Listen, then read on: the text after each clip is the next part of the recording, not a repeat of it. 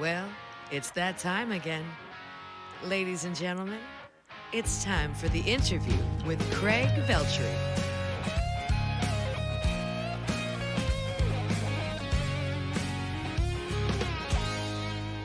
Thank you, Megan Pennington, and welcome to the interview. Our guest is a multi-instrumentalist and producer who boasts a stellar list of associates and clients. Check this list out here. Blake Shelton, Maren Morris, Sammy Hagar, The Beach Boys, Keith Urban, and as of July 13th, 2025, Craig Veltri.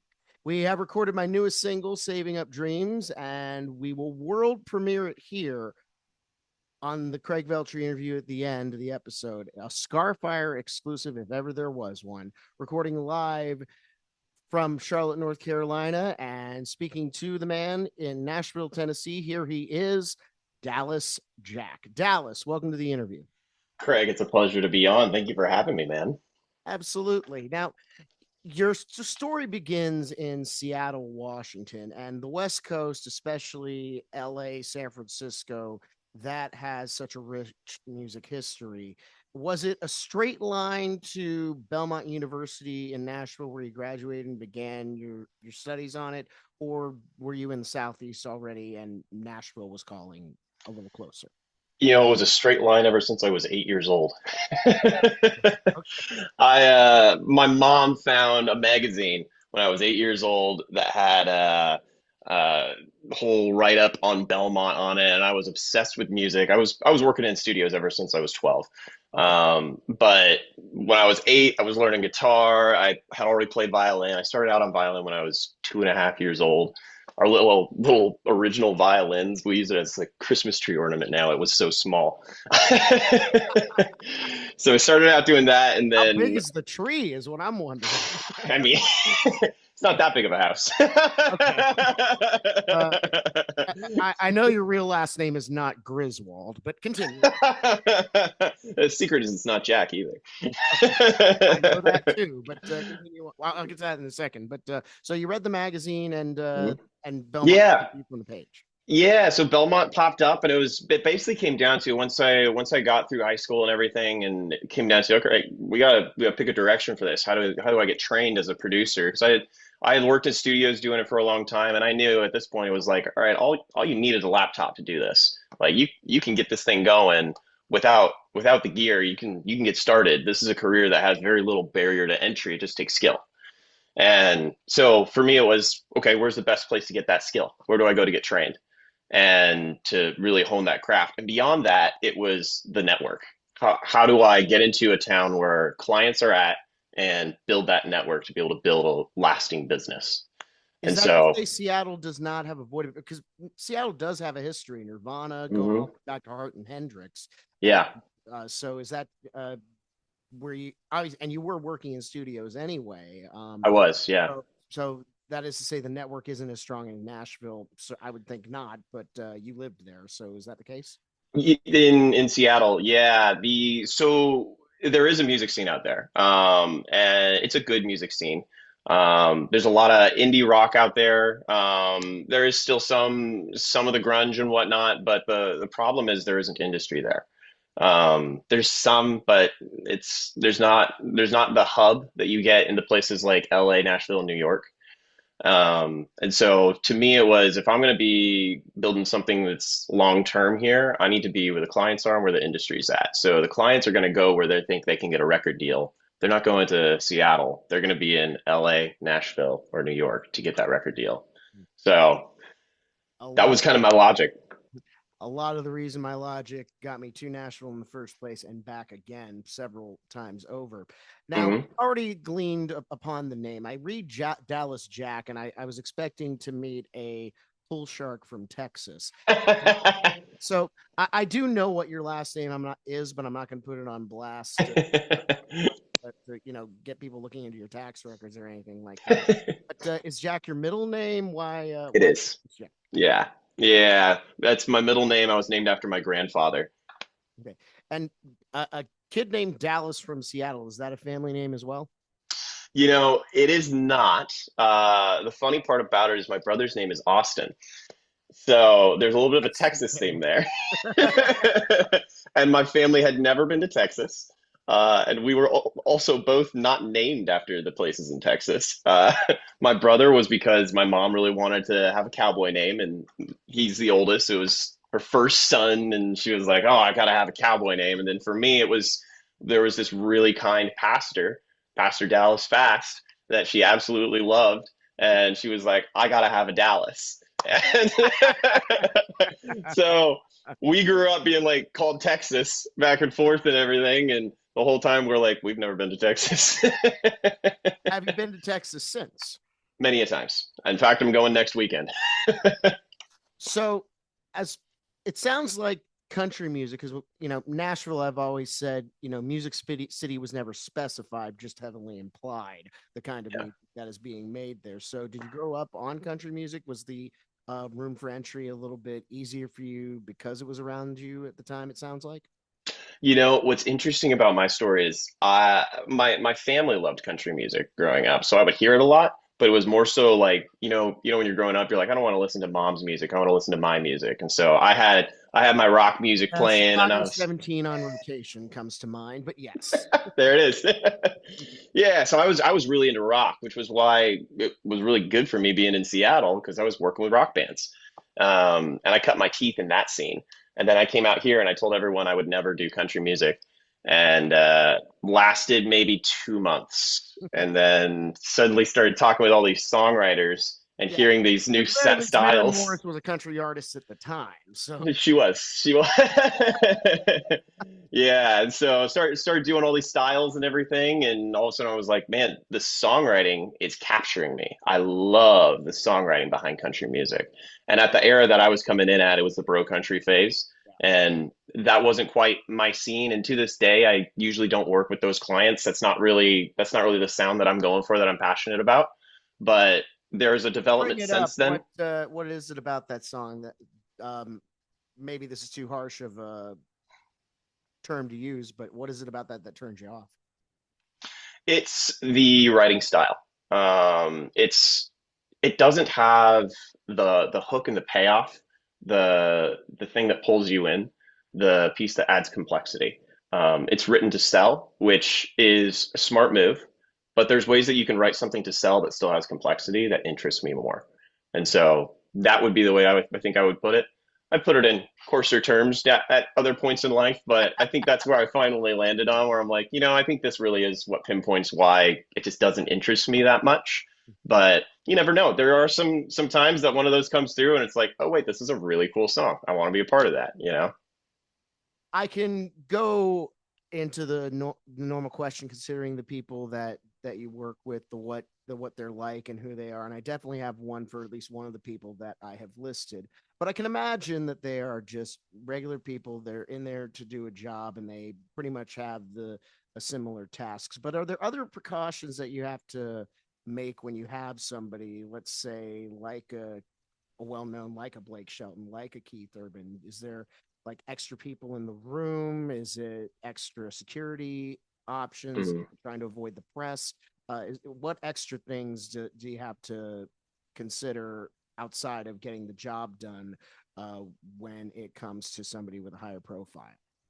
Well, the piece to know about those kinds of clients would be those are all what we call music row gigs. Yeah. So my role on those has been engineer or assistant engineer and those kinds of things, never the producer on those projects. So with that, my actual role is I'm the guy sitting in the chair who's really fast at Pro Tools. And there's the guy over my shoulder who's the producer, and he's yelling at you, wondering why you haven't gotten it done in Mach 5 speed, and you're over here just typing away. Go as fast as you can to do Hands go everything that they blurred. want. It's a full blur. And so that is the highest pressure scenario. These music row gigs, essentially you're working at either a label or a recording studio down on Music Row in Nashville, which is kind of right in the heart of town. And when you're down there doing that, it is the highest pressure that this industry gives you. And so that was kind of where I decided to cut my teeth when I first got here. Freshman year at Belmont, I was 17, almost 18 years old when I moved out here, and immediately just started making connections down there, trying to meet people. There was a studio manager down there at Starstruck who took a chance on me and was willing to let me go and work with them. Started out there, and they basically, because of their name and their artists that are under them, they're bringing in these major acts. They weren't necessarily coming in to work with me, but they knew that I would be there because I was part of the team that was helping build this record. So when you get down to those kinds of things, you're able to build credits, but it's not necessarily that you're building relationships. And you have to know that going into it, and that these artists, they're there to get a product, and they're there to get it done efficiently and done really well to maximum effort, essentially. I've heard a couple of times that people have been able to make like big hits and whole albums like in an afternoon or even within a full 24 hours. Have you been part of any of those kind of marathons? Almost everything we do is done within a day. The recording process is not as intricate as it used to have to be. There absolutely was an era where you would spend weeks and weeks on one song. But it really is not that way anymore because technology has progressed to a way and systems have progressed to a way where we're able to build out these sounds a lot more efficiently, a lot faster. And speed is what the client expects. Usually, when they come in with the song, they want it released within 2 weeks practically. And they may not be allowed to do that by the label, but that's what they want in the back of their head. They're like, let's just get it done and get it out. And so they want to see speed in everything that you're doing. There was a Chris Lord Algae quote where he said, if I spend more than 2 hours on a mix, I throw it out and restart. And I personally don't prescribe to that, but I do see where he's coming from with that, which is that if you're not moving, you're probably overthinking it. And that's very much how this town works, Hey, what's going on out there, Radioland? Megan Pennington coming to you with an extremely amazing announcement.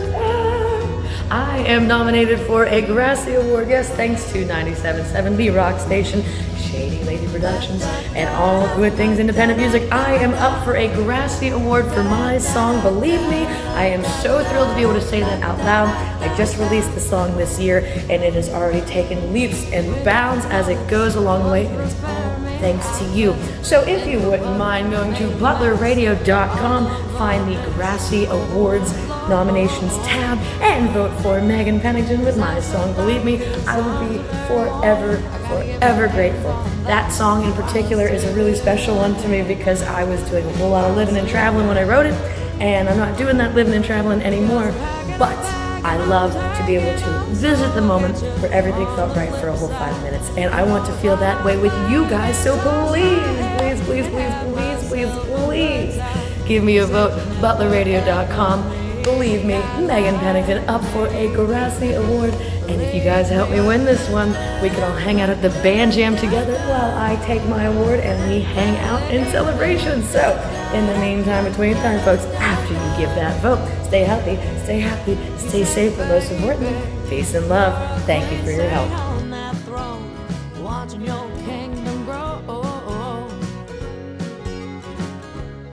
Yeah. Well, with all of that said, we're here with Dallas Jack of Spade Creative here on the Craig Veltri interview, a service of Scarfire Media. For more on Scarfire Media, visit scarfireradio.net. Check out The Flame, check out the Indie Musicians Catalog, and check out all the great podcasts, including The Mothership, The Fire Pit, as well as the Cool Brother Podcast, among many others here on the Scarfire Media Podcast Network. As far as your own music, I mean, it seemed like you pretty much knew that you were going to be behind the boards, even though you play every instrument hanging behind you. I know that you've done a couple of live gigs. Do you do your own music on top of this? I am not an artist. However, I am a songwriter. And that has been the key to my business's success. So when I got off of Music Row and decided, I'm like, all right, I've done my time. I've built up some credits. I'm going to get out of here and start building my business now that people kind of know who I am in this town. And once I started doing that, the first thing that I did was I would start going out to writers' rounds and listening to these artists out there doing acoustic shows and everything. And when they get off stage, I just go up to them and be like, hey man, I'm a producer and a songwriter. I'd love to write with you. Do you want to come out to my studio? They get out to the studio, they come write with us, and we're having a great time out there. You spend 3-4 hours together doing that. And by the end, they know that you're a good producer. They know you're proficient at it. They've seen the studio. They feel comfortable with you. They usually wind up being a client. And that was kind of how I built my business, was off the back of songwriting. I want to talk about the studio specifically, but I do want to just fanboy out for just 1 second. Anybody who listened to the program will know that my favorite band of all time is Van Halen, Van Hagar included. How did you get to work with Sammy Hagar?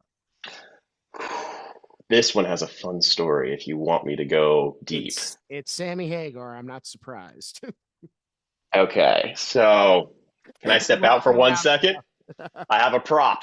You have a prop. Okay. 1 second. Wish I didn't do the read for it. So very quickly, I will mention once again that we are going to debut the new single, Savin Up Dreams, recorded in that very studio that you're looking at the empty parts of it. If you turn the camera around, you'll see the room that I did. And now he's brought back a guitar that I assume might have been made somewhere near Cabo Wabo, perhaps? Not near Cabo Wabo. So basically, I came into town freshman year and everything, 17 years old, and this guitar pops up on the Facebook Marketplace. And the guy has no idea the history behind it, has no idea. It doesn't even have a model number. It's a confusing guitar. And I had never seen a guitar that had the Florentine cutaways and the F holes and everything. And so I was like, what's up with this? This is a really interesting guitar. I reach out to the guy, look into it. Long story short, I went through multiple layers of research on this and reaching out to professionals, find out that there's a story behind this guitar, that it was Sammy Hagar's guitar back in 1992, and that he had made it special built, 12 of them for his best friends. Oh my gosh. Yeah, you know. So he had 12 of these special made for his best friends that were all industry guys in town, or guys that had played on his records, that close friends of his. And the guy that was selling this, his brother, was a guitarist in the music industry, and he didn't know the story behind it. I had no idea what was going on. Sells it to me, and I ended up getting it. And this was well before I had ever worked with a Sammy. And oh, you're gonna hate me. I imagined if he didn't know the story behind it, he had to have been just trying to get rid of it. He sent it to me with the full case and everything for $200. Sake, pal. So you already have some of Sammy's gear. So I was already a Sammy fan, yeah, and had this guitar sitting in my studio, and all of a sudden I'm down doing the Music Row sessions, and I hear Sammy Hagar is doing this show. We want you to go out and do a live record event with him. And I'm like, okay, that sounds awesome. I'd love to. At the same time, in the back of my head, I'm like, I've got a guitar that's unverified that might be his, but I've got really good evidence that it is his. I got to get this verified somehow. I got to somehow find out, is this for real? So we get out there to the recording event. It's this awesome thing they did down at the Skirmerhorn. And we were shooting all day long and doing a bunch of different interviews and stuff with band members and different people that were involved in his career and everything. And around the end, I got super tight with his manager, and I told the manager, I'm like, hey, I need to talk to Sammy about a fan question. Is that okay? And he's like, oh yeah, man, absolutely. Come on over. Let's go talk to him. And so we pop over, and I pull out a picture of this guitar on my phone. I'm like, Sammy, you got to tell me, man. I told him the whole story behind the guitar. And I go, is this one of these 12 guitars? Is this a real thing you did? And he starts and he goes, you're not going to let the legend live on? His words, does the legend live on? Yeah. And I go, you got to tell me. And he goes, yeah, that was one of mine. Now, so sub question, did you I don't see a signature on that. No. So have you seen him since for that opportunity? I've not seen him since. No, he's one of those guys that's always moving. Yeah. He's a real hustler. I was very, very impressed by him actually working with him. He has this trope on stage where like Bacardi is his brand, and he'll have a big handle of Bacardi on stage and be throwing it into the audience, I've downing seen it on stage. You know how he does that? That is all water that is in that Bacardi I'm bin. Yeah, he does not drink at shows. In fact, I'm not sure that he drinks at all. sure. And yet he makes one of the most well-known tequila brands in the world. But Mm, you get to that age, and I'll tell you this: I remember watching the 1975 in Nashville, and Matty Healy was brandishing a flask every couple of songs and just taking huge swigs out of it. I have tried that many times in my youth. Trust me, that there is no way that they can get through a show with that amount of alcohol. I don't care if you have the constitution of a bull, for heaven's sake. So yeah, I'm not surprised to hear that it's all prop liquor, but yeah. you're definitely not sitting in a prop studio. I had the pleasure of getting to record the aforementioned Saving Up Dreams, as well as a demo for what I hope to be the part of the upcoming record.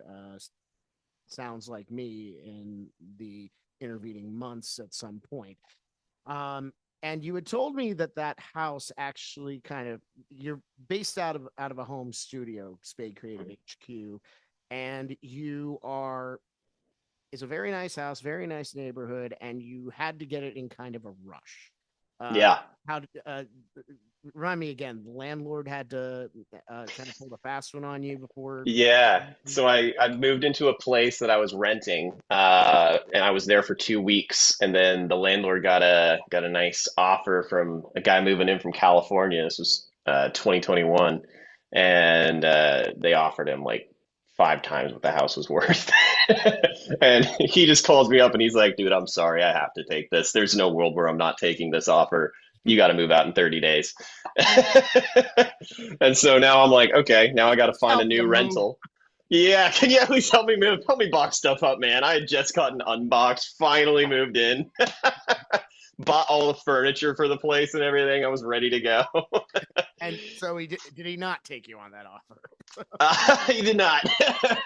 What a guy. No, but yeah, so I had 30 days, and my family helped out a lot with my dad flew in to help with the build out on this place once I had found it.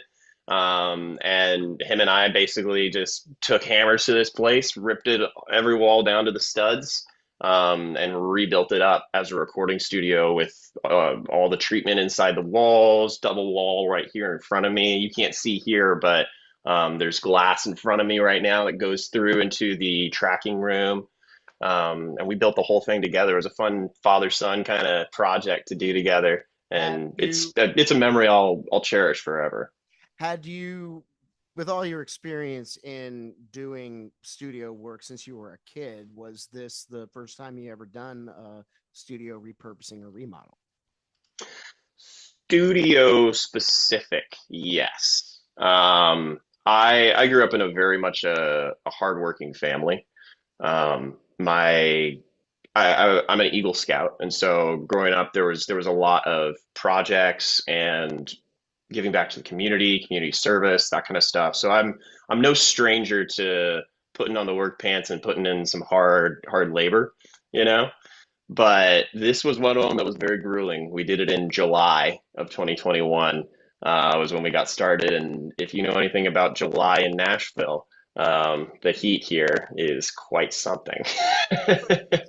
In a car with no air conditioning. So yes, Yeah, I know it too well. you know it. So I will also say, I mean, it's beautiful what you've done with the space. As you go forward and look forward in your own career, is this the permanent residence, or are you thinking of expansion to maybe another location, or maybe just expanding on site? Yeah, I like the idea of having a studio at the house, um, but I'm also afraid of it at sometimes too, because it does mean that you bring your work home with you.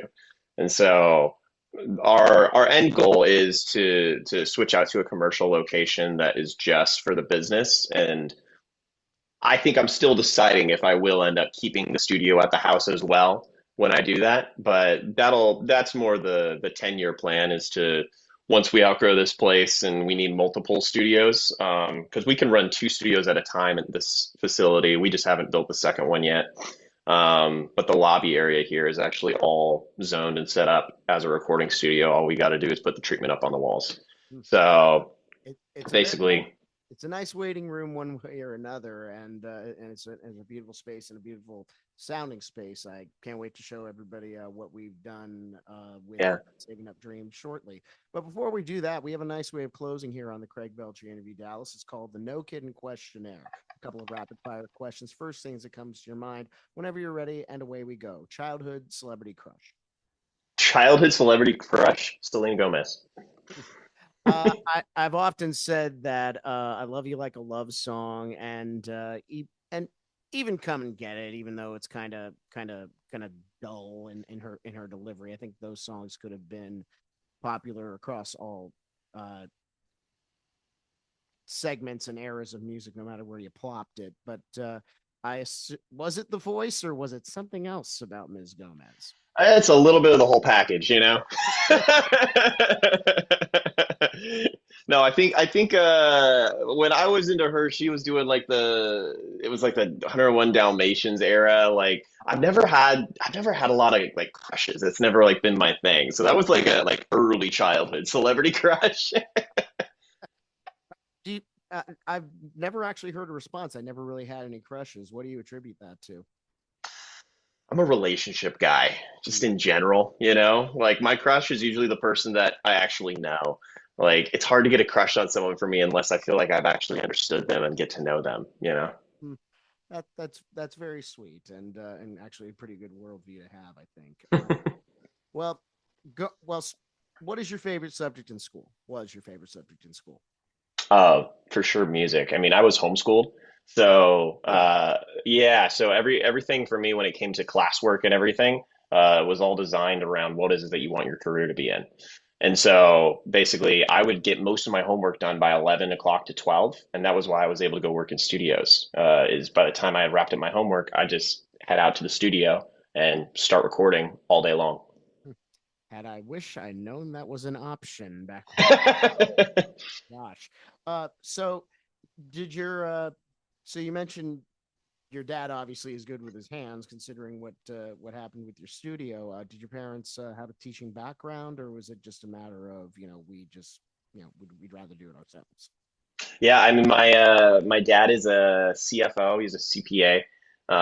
So he's the bean counter and accounting and everything, and he understands business inside and out. He does turnarounds for companies that are basically going under. He'll go in and rework their company, work them into actually being profitable again, and then he'll fire himself and move to the next one. And he kind of built himself a little corner in the market doing that until now he runs his own CPA firm with my brother. So that side does the business, and so I grew up with a business brain because of that. And then my mom is more of like an influencer type, where she goes on stage and speaks in front of thousands of people, talking about nonprofits and ministry work and stuff like that. And so I think that's where I get a lot of my personality side from. So I'm a good little mixed blend of the two of them. But Good my combination mom, for sure. yeah, my mom played a little bit of music growing up and everything, but didn't go super far down the rabbit hole. And my dad would always say he pays and we play. So I, I will say this: the stereotype kind of fails. You are probably the most well-adjusted person I have ever met. So for what little time I've known you, I hope you take that as a compliment. I Um, do. what occupation other than your own would you like to attempt? What occupation other than my own would I like to attempt? I would love to moonlight as a chef somewhere. Hmm. Do you cook around the house? You do have a very nice kitchen. I do. Yeah. I got into this like 2 years ago, 3 years ago, where I just kind of had this epiphany of like what's a skill that I could just work on as a hobby on the side that will never go out of style, will always like help me in life. And kind of landed on, wow, I should learn how to do like gourmet cooking, like something that's like a level above just I can make meat and potatoes, like What I want to understand a Maillard reaction. I want to understand all these scientific elements of it. Why do these things happen the way they do? How can I get the perfect crust? What is it like to actually like throw a flamethrower on a steak? Those kinds of things, you know? So started learning a lot about that, and it's become definitely like my own little side hobby. My girlfriend loves it because I'm making her like the most amazing paninis and stuff. When I'm just like, you want a snack? I'm gonna make something. The nicest thing you can do for a person, for heaven's You sakes. know, yeah. Yeah. Uh, so other than the paninis, what would you say is your favorite thing to make? I mean, favorite thing to make. It is hard to say. I mean, the basics of a steak is something that is like it's one of those that you get every step of the process you get to adjust what you want the flavor palette to be, and that's what I think is so cool about a steak is it comes down to what is the type of meat that you use, what's the quality of that meat, and then how did you prepare it, how did you pre-prepare it before it's even gone onto well, depending on how you're doing it. I do a lot of steak sous vide, and so depending on how you're doing it, are you dry brining it? Are you, putting it in something? Whatever it is that you're doing, it changes the whole flavor palette. And so a steak can be done so many ways. And I find it a real fun one to do because every time I do it, I try and figure out a new way of doing it differently, you know? This has been well documented on my social media. When I was living in Myrtle Beach last year, I had my own apartment, and I think pretty much every day for at least the first three, maybe up to 3.5 months, every morning after I worked out, steak and eggs, like a whole T-bone steak and 6 eggs over easy. So, T-bone, mhm. you dog. I hope it's showing. But, on the other side of the coin, I do not care how many bags of money have been handed to you, Dallas. What occupation would you never want to attempt? Oh, what occupation would I never want to attempt? That would be being a CPA. What my father and brother do. I look at them and I'm like, wow, that is impressive beyond belief. I cannot do that. I'm not even capable. And if you put me in the position where I had to, oh, I would be in jail so fast. You're fine behind a computer working with sound waves, working with spreadsheets. You'd want to hang yourself. Yeah, exactly. Well, we've already talked a good bit about the food that you make in your own home, but what is your go-to food on a road trip?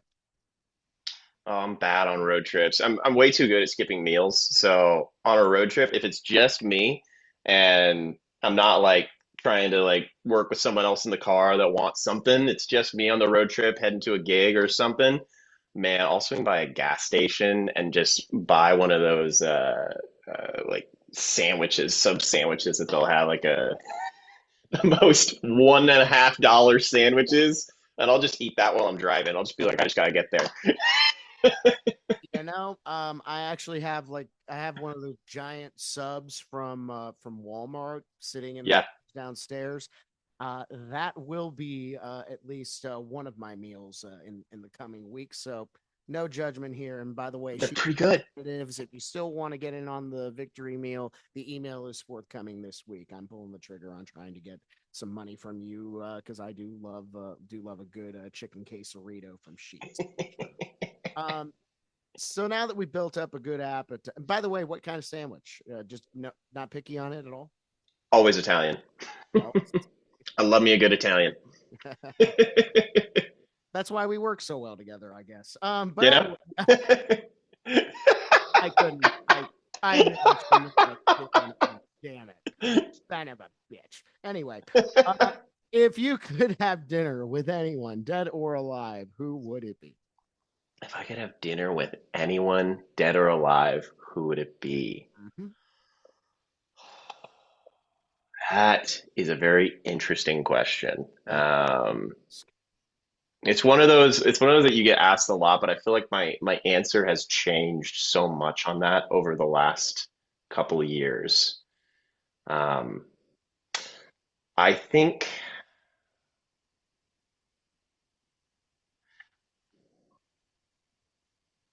I think Chris Williamson or Eric Weinstein would be two very interesting people to have dinner with. They're both alive.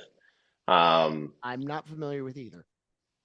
uh, Chris Williamson is a podcaster out of the UK, and he's someone who's talked with thousands of people that are some of the brightest minds of our era.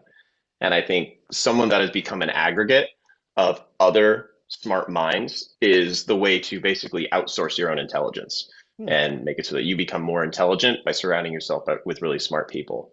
And I would be very curious to learn some wisdom from him because he's one of these people that has outsourced his intelligence and really understands the world. And then Eric Weinstein is probably one of the best physicists of our time. And the perspective that he has on the world is absolutely game changing to me. Hmm. How so? Is it just does he bring a new perspective to the science of physics, or is it kind of a Carl Sagan, Neil deGrasse Tyson sort of way, just the way he communicates it? Quite the opposite of Neil deGrasse Tyson. Neil deGrasse Tyson is an incredible teacher. He has a masterful way of making such a complex topic sound so simple to understand. I think that's his absolute superpower. Whereas I would say Eric Weinstein is the exact opposite. He has a very hard time making complex topics sound simple, but I love a good complex topic. So to me, it's like I feel like I can follow him and I understand where he's going with it. But he'll do this thing that just he understands the universe in a different way and is able to unlock things that just like you leave that conversation, you go, whoa. I have no idea what I even believe anymore. He rips down those barriers in your brain. It's like, what is reality? Because this is all based in physics and science, and I know you're right, but this isn't how I looked at things, you know? So I love people to challenge me. I think that would be the best way to do it. Anyone at that table has to be able to challenge me. I couldn't agree more on that front, and why I'm definitely looking into both of them on my next series of road trips. What is your biggest pet peeve?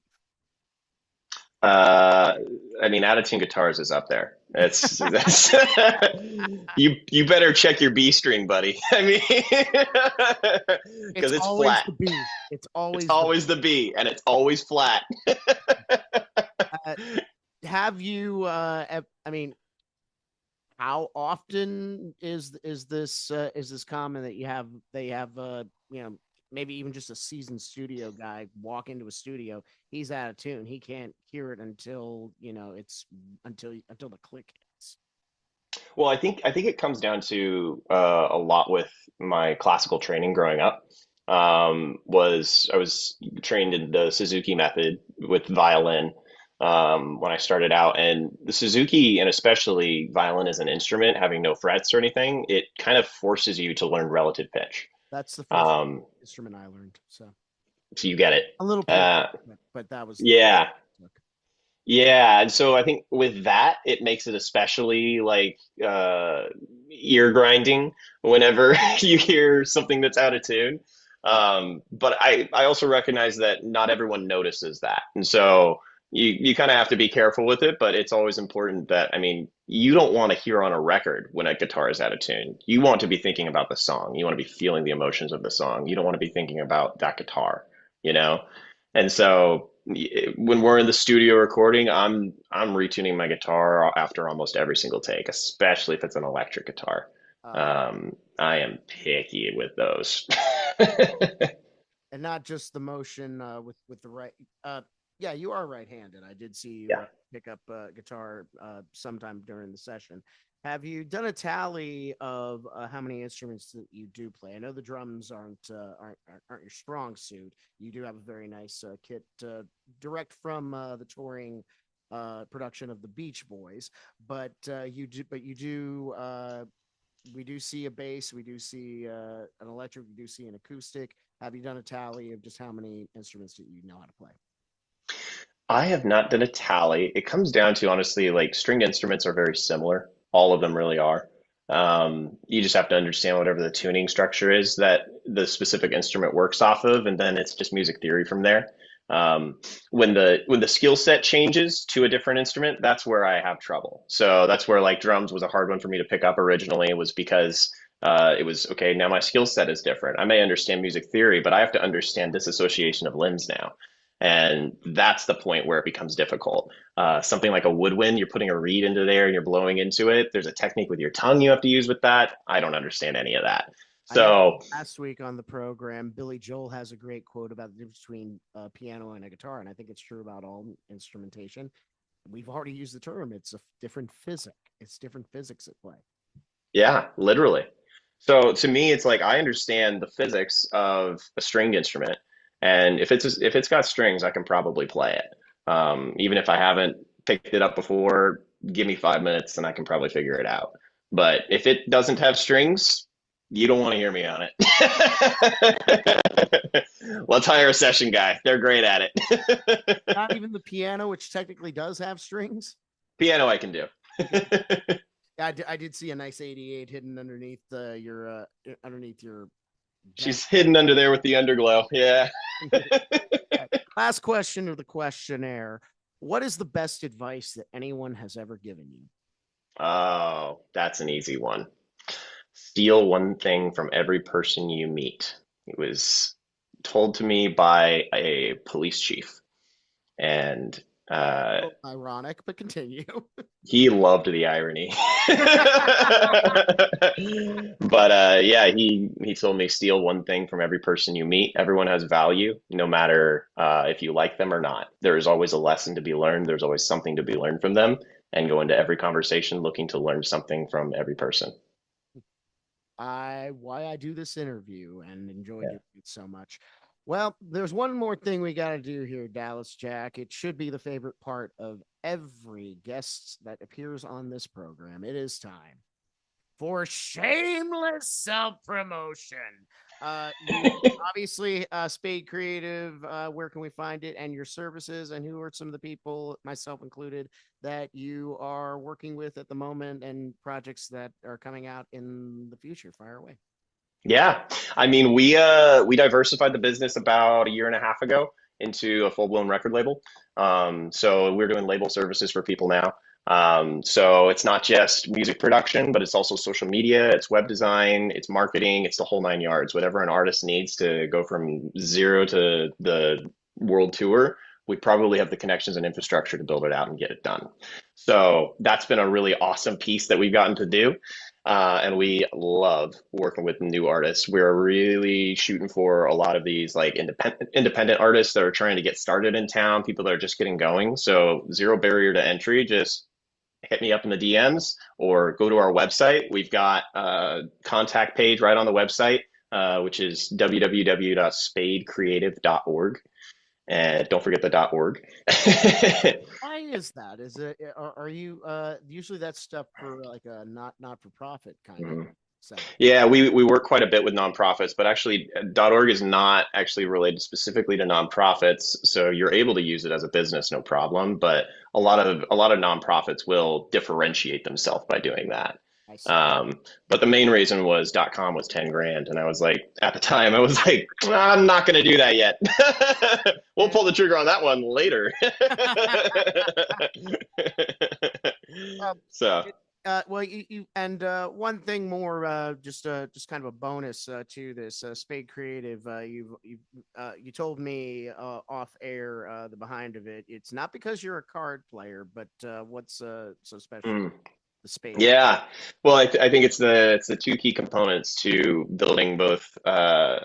Building a successful music career in general, which comes down to hard work. A spade is a shovel, and hard work to be able to build yourself in this career, and then just a little bit of luck, which a little bit of cards in there. So between hard work and luck. Well, I consider it a nice bit of serendipity that we got to meet, we got to work, and this won't be the last time I'll be mentioning your name on this program and on any of the other stuff that I'm doing, because we will be in touch further. And Dallas Jack of Spade Creative, thank you so much for joining me today on the Craig Veltri interview. Thank you so much for having me, Craig. Appreciate you, brother. The Craig Veltri interview, where Craig Veltri interviews wonderful people, is a production of Scarfire Media, the voice of the independent arts. Written and edited by Craig Veltri. Your announcer is Megan Pennington. The opening theme, Shut Up, I Love You, written by Trenton Chandler and Craig Veltri, performed by Craig Veltri, produced by Jack Gavin. The Off the Row sessions, the 4 singles that I recorded with P.T. Houston at his Off the Row studios in Franklin, Tennessee, is available now on all streaming. Also, a few copies remain for the Letters to the Defendant limited edition vinyl LP. Just send $35 to my Venmo at Craig-Veltri, Zelle, CraigVeltriOfficial at gmail.com, or my Cash App, $Craig Veltri, or just get it from me at a show. Speaking of which, time now to update the event calendar because you must know where I am at all time. Brought to you in part by Sandpiper Entertainment, just the Myrtle Beach shows, which are as follows.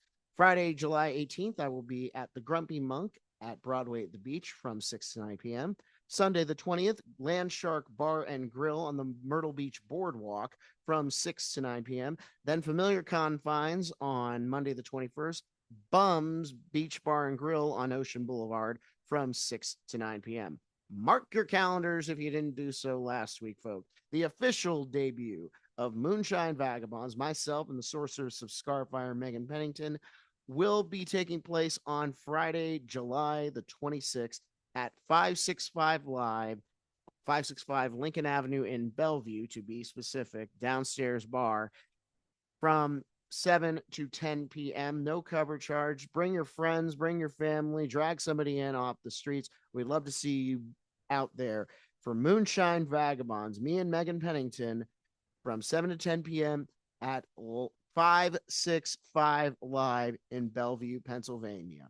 For full dates, go to craigveltri.bandzoogle.com. For booking info, including full band and this podcast, email me at craigveltriofficial@gmail.com. You can find the interview on Facebook by searching the Craig Veltri interview, YouTube at Craig Veltri Music, TikTok at Craig Veltri, and you can find me on Instagram, or as my old roommate, the Tommy Thomas, used to call it, Instagirl, at Craig.Veltri. With extra special thanks to Danny Felt.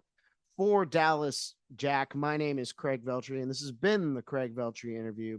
With that, I'll pass. It is a Scarfire exclusive if ever there was one. Here is my new single, Savin Up Dreams, here on the Craig Veltri interview, a proud member of the Scarfire Media Podcast Network.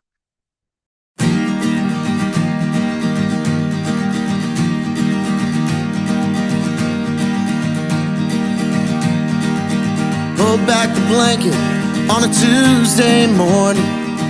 The sky was gray and my jeans were torn.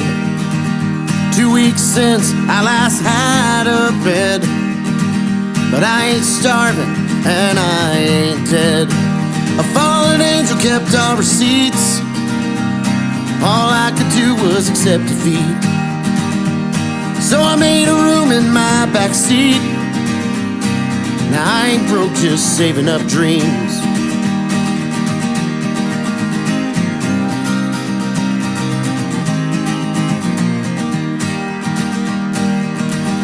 Got the tunes, I got the heart.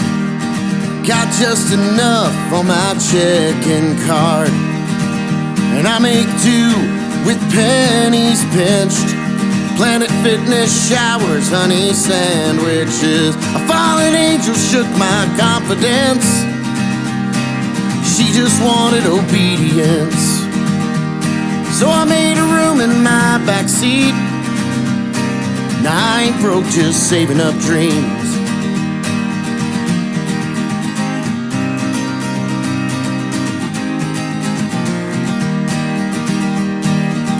This parking lot gets dimly lit, and the cops and the gangs, they don't mess with it. Might seem risky, might even seem wrong, but even when settled, I'm never there long. A fallen angel loves someone else. Thank God I learned to love myself. So I made a room in my backseat. Now I ain't broke, just saving up dreams.